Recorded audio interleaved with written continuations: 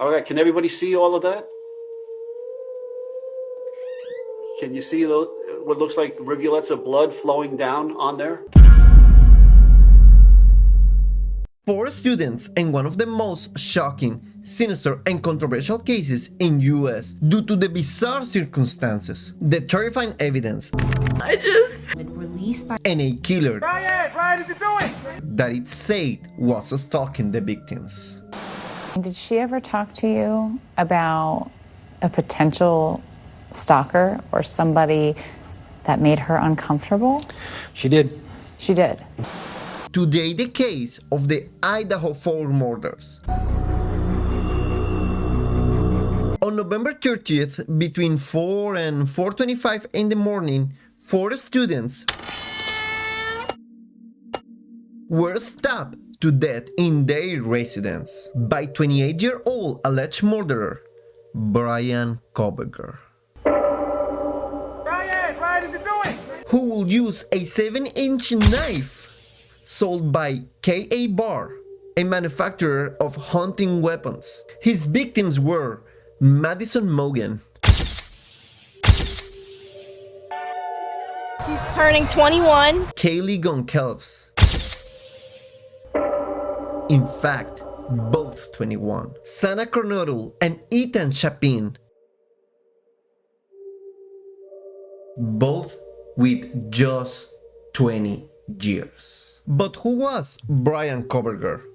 We have to dip into the mind of this 28-year-old alleged murderer, a young assistant in criminal justice, criminologist at WSU, Washington State University. He was also a PhD student in the department. Now, one of the curious facts is that he read several books such as How to Catch a Murderer, The Mind of a Murderer, and The Human Predator, a historical chronicle of serial murders and forensic investigations. Now, let's remember that in sociology classes for criminal justice majors, some people go into the field because they know they cannot get away with whatever crime they intend to work with, but they want to be as close to it as possible, so they seek out a position where they can do so. That's what I think Brian studied criminology, and I believe the reason he committed the crimes was because after his studies, he believed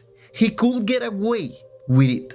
Brian, the alleged killer, stabbed them in such a brutal way that the report from the first officers on the scene, the affidavit, said that blood in Sana's room leaked through the wooden floor and ran down the outside of the foundation. Let's remember that in total there were 4 victims murdered in such a brutal way that I don't want to describe it. I just want to say that the one who was murdered in the most brutal way was Kaylee. Now, let's rebuild the case. It all started between August and November, when a cell tower near the victim's home on Kings Road, Idaho, detected Brian's phone, connecting more than 12 times, and it's believed that he was stalking them. 2 weeks before the November slayings of 4 University of Idaho students, the man, now accused of killing them, sent a series of messages to one of the victims on Instagram. This, according to an investigator familiar with the case, who tells people that in late October, Brian Koberger, quote, slid into one of the girl's DMs several times. Time after, on November 12th in 2022, Madison, Kaylee, Sana, and Ethan decide to go party. According to an affidavit released by authorities, Sana Kernodle and her boyfriend Ethan Chapin are seen hanging out at the Sigma Chi house. It's about a 5-minute walk from their off-campus house on King Road. Zana's roommates Kaylee Goncalves and Madison Mogen are at the Corner Club.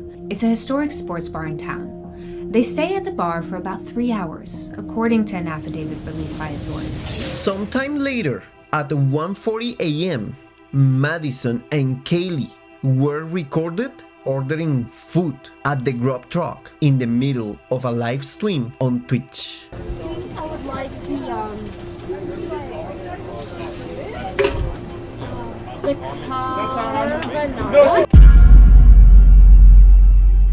And were seen talking with a friend named Jack, who walked them home to make sure they arrive safe. And it was at that moment that a camera caught Maddie talking to Kaylee about a guy named Adam.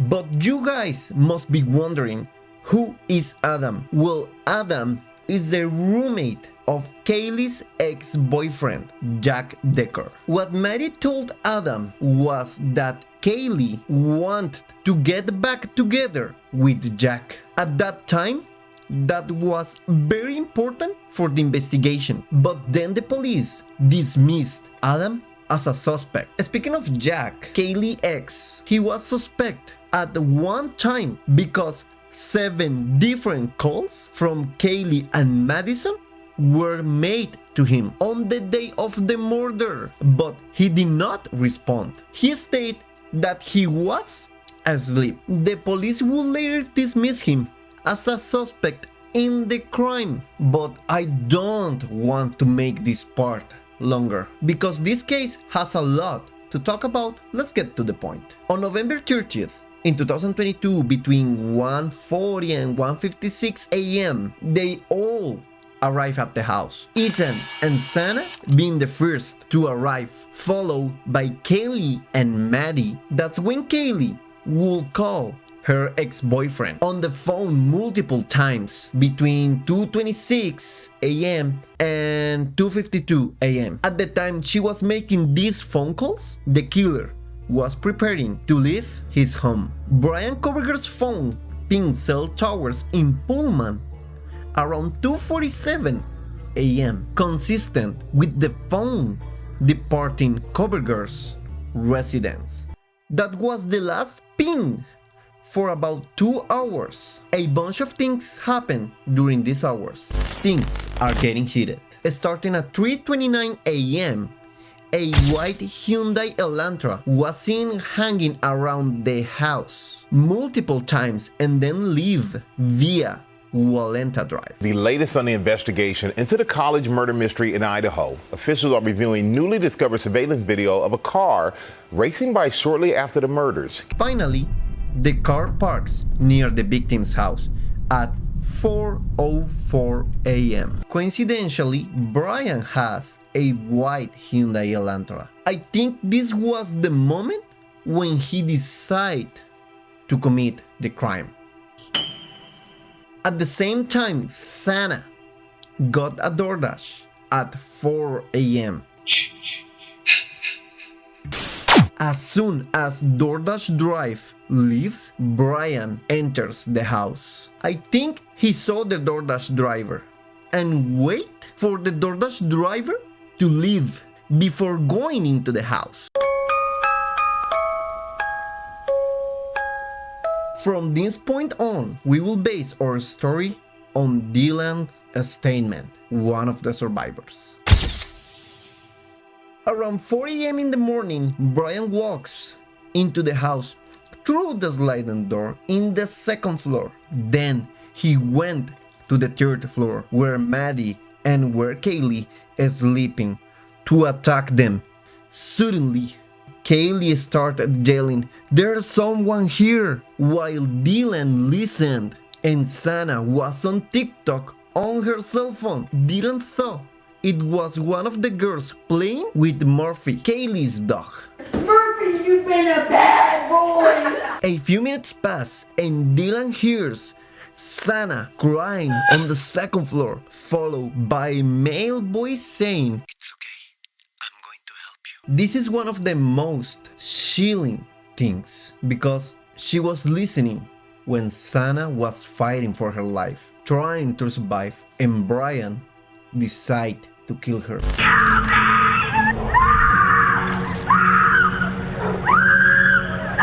At the same time that the murders were happening, at 4:17 a.m., this camera, the neighbor's camera, picked up disordered audio of what found like voices or a whimper followed by a loud thud. A dog can also be heard barking numerous times. Dylan is scared and confused by the noises she was hearing, the barking of the dog, the cries, and the screams of her friends. And that terrifying male voice that said, "It's okay, I'm going to help you." Dylan opened the door to see what was happening, and what she saw shocked her.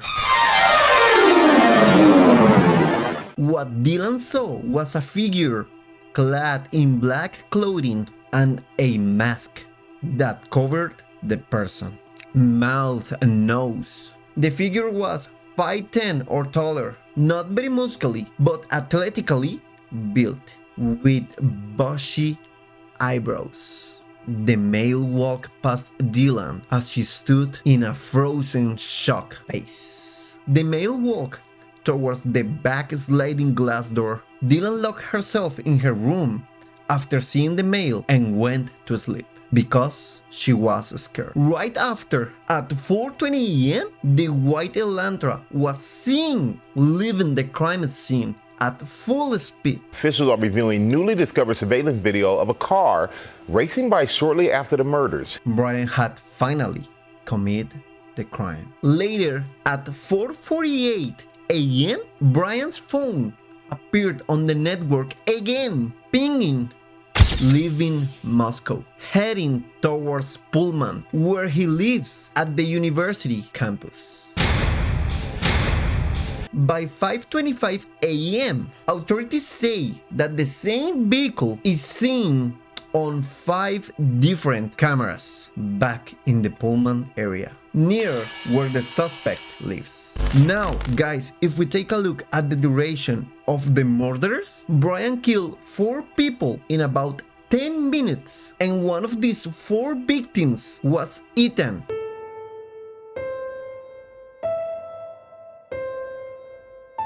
An athletic young man of 5.11 inches, around 180 centimeters, and 187 pounds. That's something that impressed me a lot. I think Ethan was unconscious or very, very, very weak because they were partying, probably drinking. One curious thing is that Brian returned to the crime scene around 9:15 a.m. on November 30th, about 5 hours after the crime, before it had been reported to the police. And this doesn't make sense to me. Let's remember that experts say that most of the killers always return to the scene of the crime because they want to feel that sensation of power that they had over his victim. It was like coming out of some kind of horrible trance or dream. That weird sensation of pleasure that murderers always describe. Okay, let's continue. 8 hours after the crime, around 11:58, police received a 911 call about an unconscious person. The police arrived at the King Road residence and found the 4 victims. By this time, Brian wasn't there. He was at his school acting normal, like nothing happened. Okay, so from this moment forward, there is a lot of theories and speculations about what was said in that phone call. It is said that the phone call was made from the phone of one of the survivors, but it's not known for certain who made the call. However, it's presumed that it was Dylan who called the police. Another curious thing in this case is why they made a phone call about an unconscious person and not about the murders. Why they wait 8 hours after the murders to call the police when she had already seen Subscribe. a stranger inside the house. It's not yet known whether the roommates saw the crime scene before calling 911, which I'm sure that they did. I mean, there was so much blood that it was running out of the house. All right, can everybody see all of that? Can you see what looks like rivulets of blood flowing down on there? One of the speculations is that the roommates, Dylan and Bethany, called their friends to come to the house before making the 911 call, including Ethan's brother, Hunter. Another theory is that Dylan dialed the 911 and from the shock of the scene, she passed out. And one of the friends picked up the phone and it was he who reported the unconscious person, referring to Dylan. But let's remember that all this is just speculation, since we will not know anything for sure until the police make an official statement or until the call is officially released. When the police arrived at the crime scene, they found 4 bodies on different floors of the house. On the second floor, Ethan's body was found on the floor and Sanna's body on the bed with presumably defensive wounds. On the third floor, they found Maddie and Kaylee in Maddie's bed, while Kaylee's dog was found locked in her bedroom. All 4 students had been brutally stabbed, but of these 4, the most brutally stabbed, the most brutally attacked was Kaylee's body.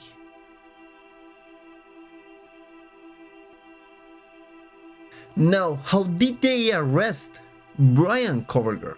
After 47 days of relentless searching, Brian was arrested in northeastern Pennsylvania at his parents' house. Last night, in conjunction with the Pennsylvania State Police, Federal Bureau of Investigation, detectives arrested 28-year-old Brian Christopher Koberger in Albrightsville, Pennsylvania. And here is where you wonder, did the parents know about his crime or not? Brian was finally arrested on December 30th in 2022 in the afternoon by the FBI and the Pennsylvania police. Additional arrests. The 28-year-old graduate student was taken into custody yesterday in Pennsylvania. Apparently, our killer hadn't been very smart. All those studies about how killers operate at the end never work because Brian left at the crime scene the knife sheath belonging to the knife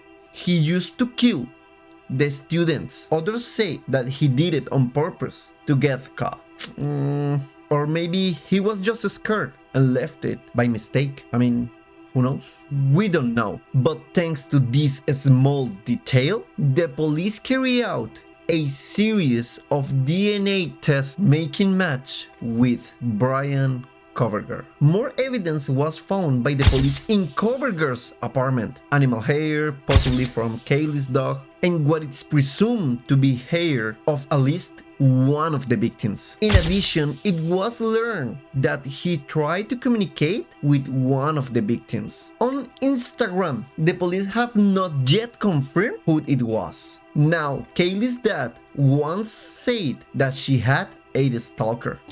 She did. Along with this evidence, they found a Walmart receipt for the black suit he was wearing when he murdered them, among other things that you're seeing here on the screen. It's also said that a former employee of the restaurant where Maddie and Sanna worked claimed that Brian went to eat there at least twice. Could this be the connection that is needed to apprehend him? The trial against Koberger will take place in the middle of this year, and now this makes me reflect that fortunately for us and unfortunately for the murders, today's technology allows us to capture this kind of lunatic, because if he didn't attack these 4 young students, he will probably murder other people in the future. I hope this case is resolved soon and the families and victims have the peace they need. Okay guys, this was the Idaho 4 murder case. Do you think Brian is the real killer? Is Dylan involved in the murders? Why do you think Brian did it? Let me know your theories in the comments below. I'm Ricopt. Don't forget to subscribe, hit the thumbs up, and see you next week. Bye.